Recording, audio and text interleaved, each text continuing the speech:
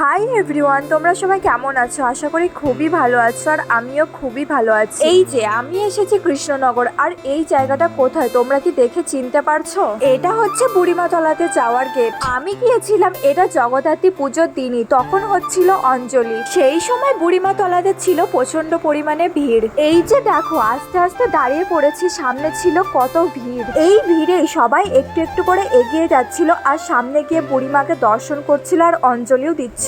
আমিও একটু একটু করে এগিয়ে যাচ্ছিলাম মা বুড়িমাকে দর্শন করার জন্য।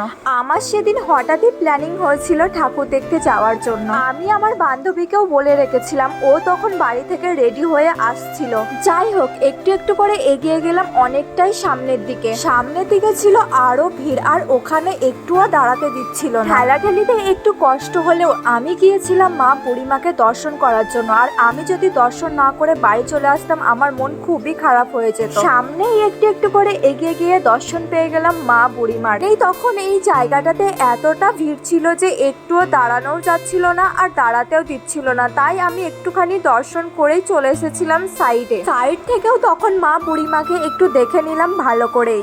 তারপরে মা বুড়িমার ভোগের প্রসাদের জন্য কেটে নিলাম এই টোকনটা। আমি যখন টিকিটটা কাটলাম ভোগ প্রসাদের, তখন 50 টাকার 100 টাকা সবই টোকন শেষ হয়ে গেছিল। আমি পেয়েছিলাম 20 টাকারটা। ভোগের প্রসাদ নিতে যাওয়ার সময় সাডেনলি মিট হলো আমার দিদির সঙ্গে। দিদি ডিউটি করছিল বুড়িমাতলাতে আর আমি সেটা জানতাম না। দিদি বলছিল আগে কল না করে তাহলে ও প্রসাদটা নিয়ে রেখে দিতে পারতো। যাই হোক, তারপরে দিদি প্রসাদটা এনে দিল আর তখন দিদির ডিউটিও শেষ হয়ে গিয়েছিল।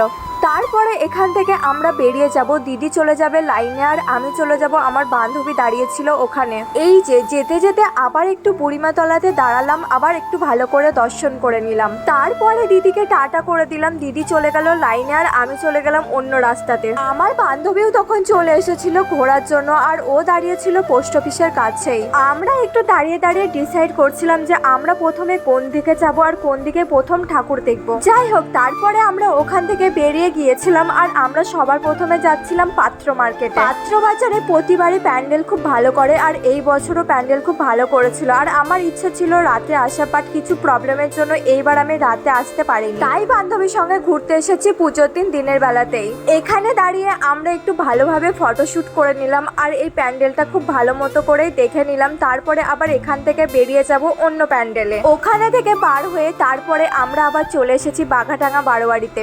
সিরিয়াসলি এই প্যান্ডেলটাও খুবই সুন্দর করেছে। দিনের বেলাতে এতটা সুন্দর লাগছিল, রাতে তো আরো বেশি সুন্দর লাগবে। সামনের প্যান্ডেলটা করেছে খুবই সুন্দর আর ভিতরটাও করেছিল খুবই সুন্দর। যাই হোক, এই প্যান্ডেলটাও খুব ভালোভাবে দেখা হলো আর ঘোরা হলো। বাঘাটাঙ্গাতে বাঘা মাকেও দর্শন করা হয়ে গেল খুব ভালোভাবে। তারপরে আবার আমরা ওখান থেকে বেরিয়ে পড়েছিলাম, আর রাস্তাতে যেতে যেতে অনেক ঠাকুরই দেখা হয়েছে, সেগুলো আর ভিডিও করা হয়নি। পরবর্তী প্যান্ডেলে আমরা চলে এসেছিলাম আমিনবাজার বারোয়ারিতে। এই প্যান্ডেলটাও করেছিল খুবই সুন্দর, পুরো একদম মহলের মতো দেখতে লাগছিল। এই প্যান্ডেলটার ভিতরেও গেলাম, ভিতরটাও খুব সুন্দর করেছিল আর এই ঠাকুরটাও খুব ভালোভাবে দর্শন করে তারপরে বার হয়ে এলাম। এখান থেকেও আমরা বার হয়ে গেলাম। তারপরে আমরা যাব নুড়িপাড়া বারোয়ারিতে, আর আমিন বাজারের পাশেই ছিল নুড়িপাড়া বারোয়ারি। নুড়িপাড়া বারোয়ারিতে এই বছরের থিম ছিল কেদারনাথ। এই প্যান্ডেলের ভিতরে ঝাড়বাতিটা লাগছিল বেশ সুন্দর, আর এখান থেকেও ঠাকুরটা ভালোভাবে দর্শন করেই বার হয়ে এলাম। মোটামুটি আমার সেদিন ভালোই ঠাকুর দেখা হয়েছিল, আর অনেক প্যান্ডেলের ভিডিও আমি তোমাদের সঙ্গে শেয়ার করি। যাই হোক, তখন অনেকটাই বিকেল হয়ে গিয়েছিল আর খিদেও পেয়ে যাচ্ছিল, তাই আমরা বিরিয়ানি খেতে চলে এসেছিলাম। আর এটা হচ্ছে শাহী বিরিয়ানি হাউস, স্টাইল বাজারের পাশে। আমরা 1 প্লেট বিরিয়ানি হাফ হাফ করে নিয়েছিলাম আর সঙ্গে আর 1 পিস চিকেনও নিয়েছিলাম। ওখানে সেদিন আমি ফার্স্ট টাইম বিরিয়ানি খেতে গিয়েছিলাম, আর বিরিয়ানিটা বেশ ভালোই বানিয়েছিল, খেতেও টেস্টি লাগছিল। বিকেল তখন অনেকটাই হয়ে গেছিল আর আমার বাড়ি যাওয়ার সময়ও হয়ে যাচ্ছিল, তাই আমার বান্ধবী আমাকে দিতে যাচ্ছিল বাস স্ট্যান্ডে বাসে তুলতে। এই যে এটা হচ্ছে মা জগদ্ধাত্রীর ভোগের প্রসাদ, আর আমি বাড়িও চলে এসেছি। আর বাড়ি এসে ড্রেস চেঞ্জ না করে এই যে আমি বসেছিলাম আর ভিডিও বানাচ্ছিলাম। তো আজকের ভিডিওটা আমি এখানেই শেষ করলাম। দেখা হবে আবার পরের কোনো ভিডিওতে। তো ততক্ষণের জন্য টাটা, বাই বাই, সবাই ভালো থেকো আর সুস্থ থেকো।